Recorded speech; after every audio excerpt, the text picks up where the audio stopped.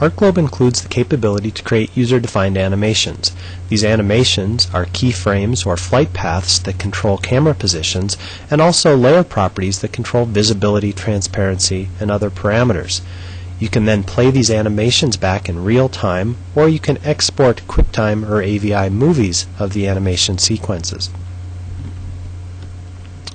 For example, in ArcGlobe, we can look at the animation toolbar and go to the animation manager, and here you can see a series of keyframes that are defining the camera position.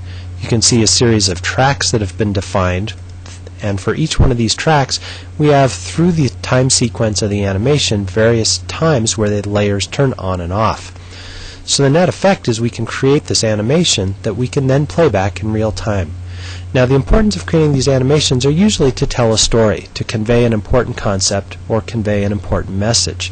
So we'll walk through this animation and look at the story that was created and how ArcGlobe was used to convey some of those messages. For 3,000 years, mankind has been making maps. These maps have helped us to explore our world. About 500 years ago, the maps looked like this as we started to move from Europe westward across the Atlantic Ocean until we started to discover a new world.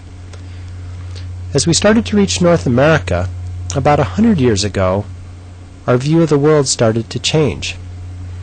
In a place called Kitty Hawk, North Carolina, man learned how to fly. As we started to fly across North America, we could see the Appalachian Mountains, we could cross the Ohio River, then the Mississippi River, and the Missouri River. We started to explore our country. We started to see the world as we hadn't seen it before.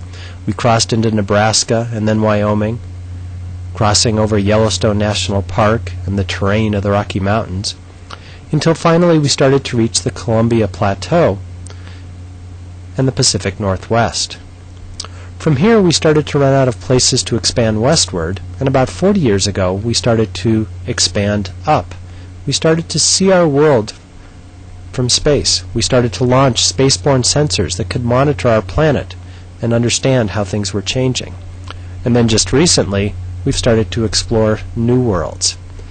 So this was really an example of how I used the animation manager and an animation sequence to create a compelling story that started to explain a little bit about history and about exploration using just the animation tools that are provided with ArcGlobe.